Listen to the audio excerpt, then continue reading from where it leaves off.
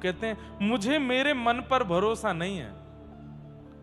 विवाह के बाद पत्नी में आसक्ति होती है, फिर संतान होने के बाद पुत्र पुत्री में आसक्ति होती है, लेकिन यदि पुत्र होने के बाद वह पुत्र भगवान ही होंगे तो उनके प्रति आसक्ति भी भक्ति बन जाएगी। इसलिए आप ही पुत्र बन के आओ। मैं संसार में रह नहीं सकता, मैं तो आप में ही प्रेम भी आपसे करूंगा, आसक्ति भी आप में करूंगा, क्रोध भी आप पे करूंगा, सब कुछ आपसे। इसलिए आप मेरे पुत्र बन के आओ। भगवान ने हृदय से लगा लिया वल्लभाचार्य महाप्रभु को और आज्ञा दे दी, मैं आपका पुत्र बन के आऊंगा। और श्रीमद् वल्लभाचार्य जी के पुत्र के रूप में गोसाई श्री विट्ठलनाथ जी का अवतरण हुआ। उनका नाम ही विट्ठलनाथ रखा। विट्ठलनाथ जी जिन्होंने ठाकुर जी के श्रृंगार, राग और भोग, इन तीन सेवाओं का प्रतिपादन किया। ठाकुर जी का श्रृंगार कैसा होना चाहिए, सबसे पहले धरा धाम पर श्री विट्ठलनाथ जी ने बताया। ठाकुर जी की भोग सेवा कैसी होनी चाहिए, ये विट्ठलनाथ जी ने बताया। ठाकुर जी के सामने कौन सा राग गाना चाहिए, कैसे पद गाने चाहिए, ये भी विट्ठलनाथ जी ने बताया। आज पूरा विश्व जिस सेवा प्रणाली का पालन कर रहा है, उसमें बहुत बड़ी कृपा श्री विट्ठलनाथ जी की। कूलर बंद हो गए क्या हैं? अच्छा तो लग रहा है, वैसे शांति हो गई। आप लोगों को गर्मी लगेगी वो बात अलग है, पर मंच पर क्या बढ़िया शांति से हो गई है।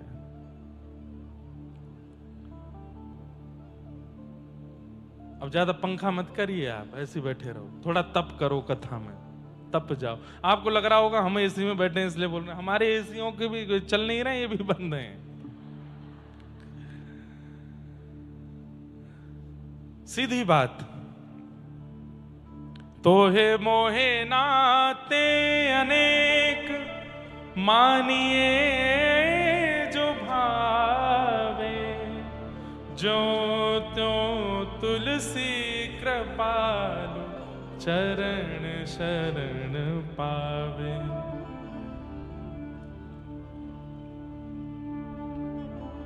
श्री वल्लभाचार्य महाप्रभु ने ठाकुर जी को पुत्र रूप में मांगा और गोसाई श्री विट्ठलनाथ जी के रूप में भगवान ही पधारे।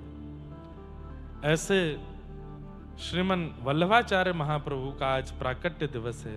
उन्हें हम बारंबार प्रणाम करते हैं, बारंबार वंदन करते हैं। सबसे पहले लड्डू गोपाल इस पूरी धरा धरती पर यदि किसी के पास थे तो श्रीमन वल्लभाचार्य जी के पास। श्री नवनीत प्रियालाल जी आज भी श्रीनाथ द्वार में विराजमान है। श्रीनाथ जी के दर्शन के बाद बगल में अंगुष्ठ मात्र स्वरूप है बस, और ऐसे हाथ में वो लड्डू गोपाल नाम हम लोगों ने रख दिया, असली नाम उनका नवनीत प्रियालाल है। हाथ में नवनीत है। शोभित कर नवनीत लिए, घुटरुन चलत रेणु तन मंडित, गोरोचन तिलक किए, शोभित कर नवनीत लिए।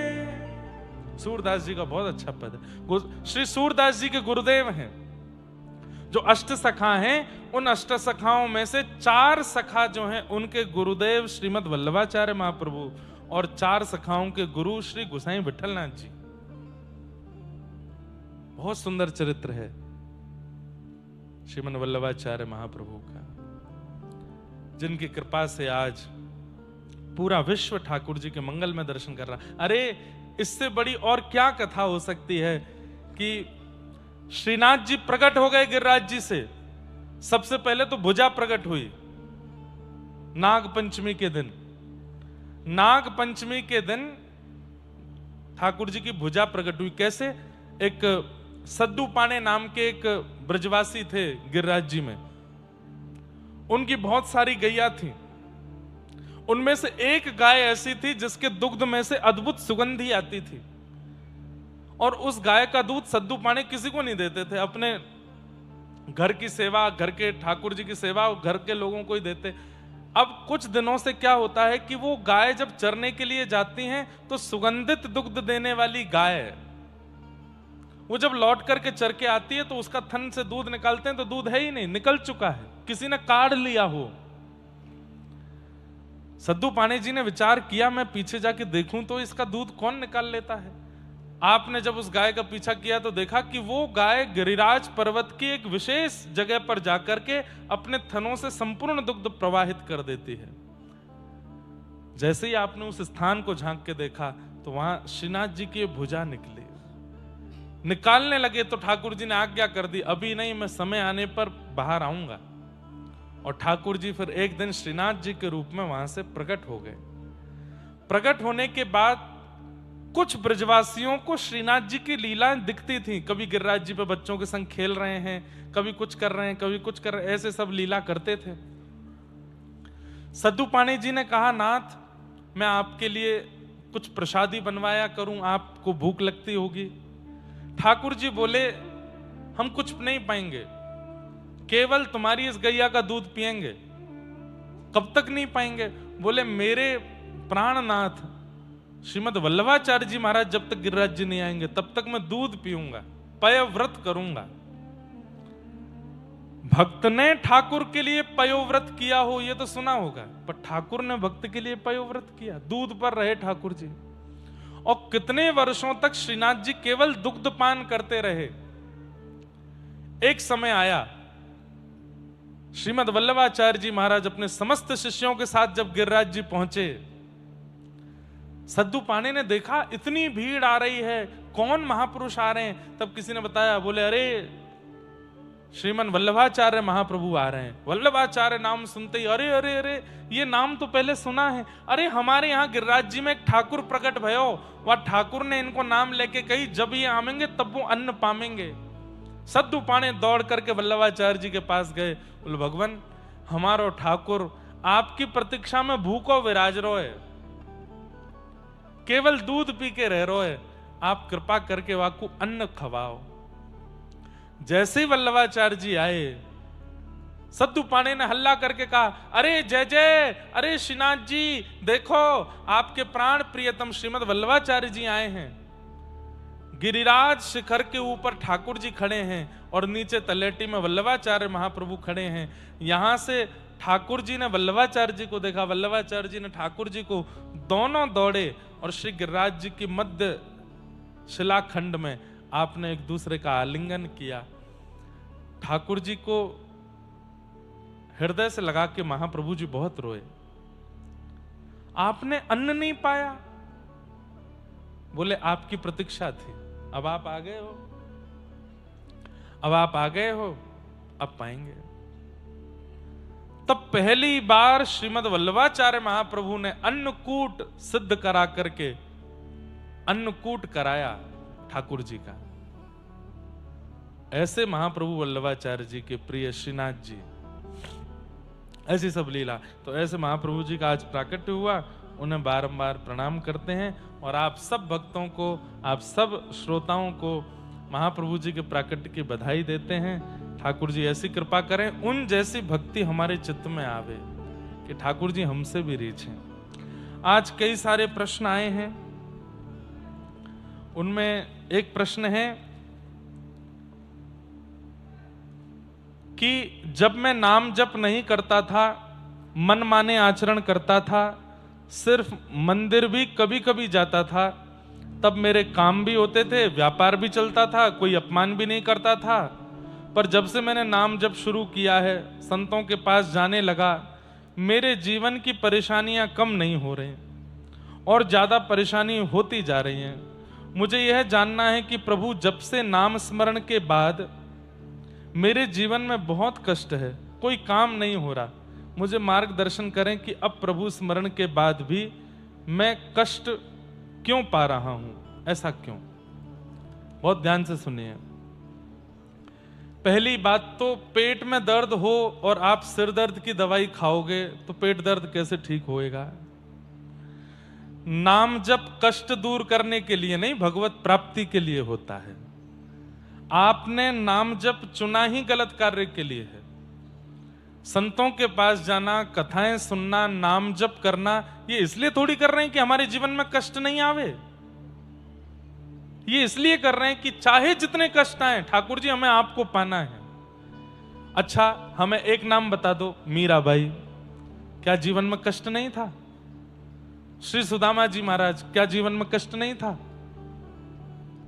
गौरोबा काका आपके महाराष्ट्र के, क्या जीवन में कष्ट नहीं था? जनाबाई, क्या जीवन में कष्ट नहीं था? संत श्री तुकाराम जी महाराज, उनकी पत्नी ही विपरीत थी उनसे।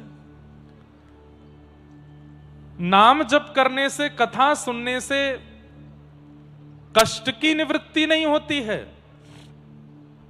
ये संसार दुखालय है। भागवत में लिखा है दुखालयम शाश्वतम, और दुखालय में दुख ही मिलता है।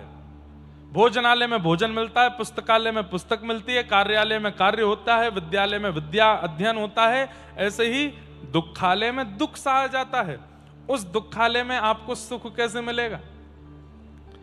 इसलिए आप ये सोच करके नाम जप कर रहे हैं कि मेरे जीवन के सारे काम स्मूथ हो जाएं, तो सबसे पहले तो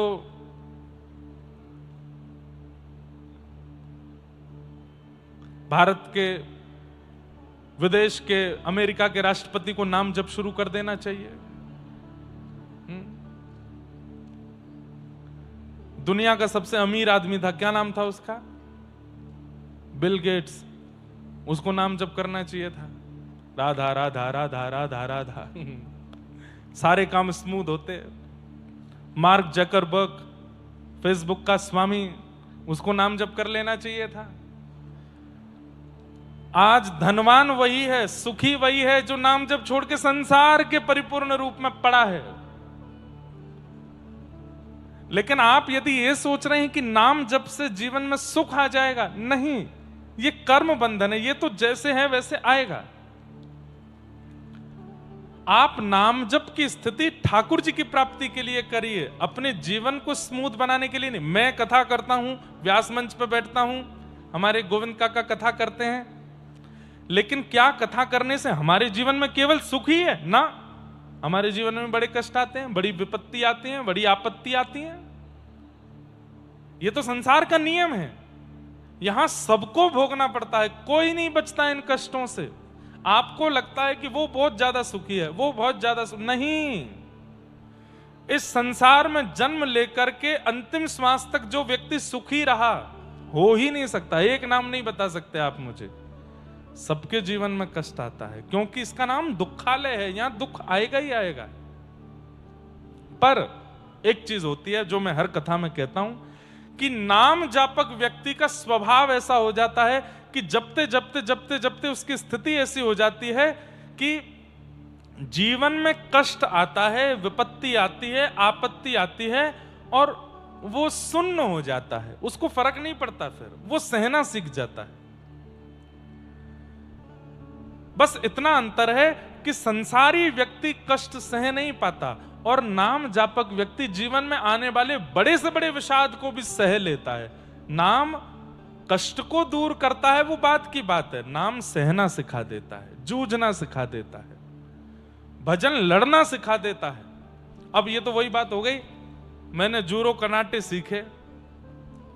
अब जूडो कराटे सीखने के बाद में अब मुझसे कोई लड़े नहीं। अरे ऐसे कैसे होगा? लड़ने आएंगे तो तुम जूडो कराटे सीख करके उसको डिफेंस कर सकते हो। नाम जप क्या है? डिफेंस करना सिखाता है। चाहे जितनी बड़ी आपत्ति शारीरिक आ जाए, संबंधिक आ जाए, बौद्धिक आ जाए, मानसिक आ जाए, पारिवारिक आ जाए, नाम जप जूझना सिखाता है, लड़ना सिखाता है। कष्ट दूर नहीं होगा, कष्ट से लड़ना पड़ेगा। ये तो वही बात हो गई कि अर्जुन महाभारत युद्ध के बीच में जाके कह देता, ठाकुर जी सुनो, क्या आप भगवान ही तो हो? बोले हाँ। बिना युद्ध करे मुझे जिता दो, आप तो भगवान हो। आपके सोचने से सब कुछ हो जाता है, तो एक काम कर दीजिए, क्या मुझे बाण ना चलाना पड़े, मुझे युद्ध ना करना पड़े, और मैं हस्तिनापुर का विजयी हो जाऊं, ये महाभारत युद्ध में जीत जाऊं। ठाकुर जी नहीं कर सकते थे क्या? कर सकते थे। एक चुटकी बजा करके जो पूरी पृथ्वी का प्रलय कर देते हैं और केवल नेत्र तिरछा करके पूरी पृथ्वी का सृजन कर देते हैं, वो महाभारत युद्ध नहीं जिता सकते थे? अर्जुन को जिता सकते थे। लेकिन भगवान ने क्या कहा? युद्ध च, मैं साथ हूं, मैं रास्ते बताता रहूंगा, मैं समझाता रहूंगा समय समय पर, पर जीत तो तुझे लड़ करके ही हासिल करनी पड़ेगी, तुझे जूझना ही पड़ेगा। नाम भगवान कृष्ण है और आप अर्जुन हो।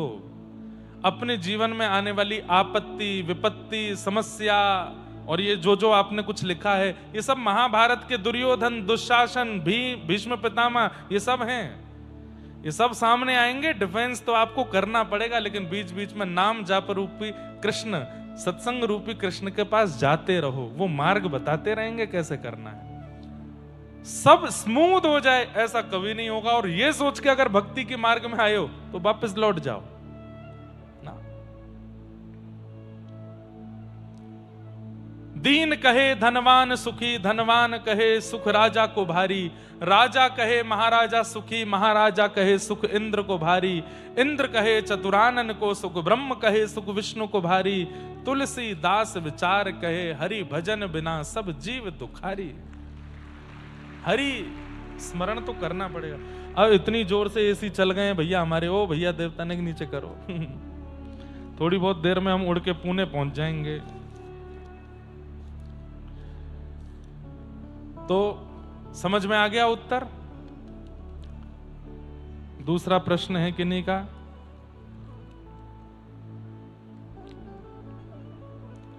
किसी का प्रश्न है कि महाराज जी मेरा एक प्रश्न है कि आपने अपना नाम लिखा है और आप श्री राधा वल्लभ संप्रदाय से दीक्षित हैं। मेरे गुरुदेव जी का नाम पूज्य प्रेमानंद जी महाराज है। उनके नियमों का मैं सब पालन करता हूं। उन्होंने कहा कि एकादशी व्रत श्री राधा वल्लभ संप्रदाय में पालन नहीं किया जाता है, पर मैं बचपन से एकादशी व्रत का पालन करता था, पर मैं कभी दीक्षित हूं तो अभी क्या करूं? अब देखो, आप दीक्षा लेने से पहले भी ठाकुर जी की सेवा करते हैं, लेकिन दीक्षा लेने के बाद आप अपने गुरु की आज्ञा से सेवा करने लग जाते हैं। सीधी बात है कि भाई कन्या विवाह से पहले भी रहती थी, विवाह से पहले भी श्रृंगार करती थी, लेकिन विवाह के बाद उसके श्रृंगार में बदलाव आ जाता है कि अब उसको एक सौभाग्यवती नारी की तरह श्रृंगार करना पड़ेगा। मांग में सिंदूर लगाना पड़ेगा, गले में मंगलसूत्र पहनना पड़ेगा, नित्य पति को प्रणाम करना पड़ेगा, नित्य सास ससुर आदि सबको सम्मान देना पड़ेगा। अब वो तो वही बात होगी, महाराज जी हम तो विवाह से पहले अपने मायके में भी खूब 10-10 बजे सो के उठते थे, यहाँ पे 8 बजे उठना पड़ता है, 7 बजे उठना, ऐसे कैसे चलेगा विवाह के बाद करना तो पड़ेगा ना। दीक्षा भी विवाह है, आपको अपने गुरु की आज्ञा माननी पड़ेगी। हमारे वृंदावन में श्री राधा वल्लभी परंपरा और श्री हरिदासी परंपरा में एकादशी व्रत नहीं होता, और उसके पीछे कारण क्या है? उसके पीछे कारण यह है कि कल दशमी थी और कल हमने ठाकुर जी को अन्न का भोग लगाया और वह अन्न बच गया, तो आज एकादशी के दिन हम उस अन्न को क्यों नहीं पा सकते? क्योंकि वो अन्न थोड़ी, वो तो प्रसाद है ठाकुर जी का, आज भी तो हम उसको पा सकते हैं। और दूसरी बात, राधा वल्लभीय परंपरा और हमारी हरिदासी परंपरा में ठाकुर जी के सुख का विचार किया जाता है। एकादशी व्रत अपने उद्धार के लिए होता है और राधा वल्लभी परंपरा और हरिदासी परंपरा में अपने उद्धार का विचार नहीं किया जाता। हमारे प्रिया प्रियतम राजी रहें, उनको बढ़िया बना के पवाएंगे, उनको बढ़िया आनंद कराएंगे, उनके बढ़िया निकुंज रस में सुख घोलने का। हम सहचरी हैं, हम दासी हैं, हम सखी हैं, हम अपने सुख का विचार कैसे कर सकते हैं? हम तो उनके सुख का विचार करेंगे। इसलिए इन दो परंपराओं में एकादशी व्रत नहीं होता। अब यहां एक कथा और आती है, जगन्नाथपुरी में भी एकादशी नहीं होती।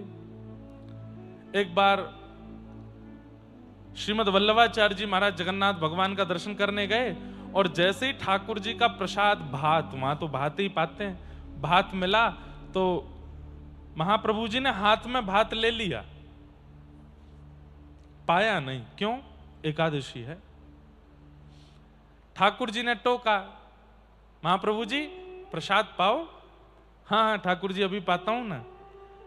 महाप्रभु जी प्रतीक्षा कर रहे थे कि द्वादशी लगे तब तक ये हाथ में ही रहे, द्वादशी लगते ही इसी से ही पार ना करूंगा। ठाकुर जी मन की बात समझ गए, बोले मैं आवश्यक नहीं हूं, मेरा प्रसाद जरूरी नहीं है, एकादशी जरूरी है।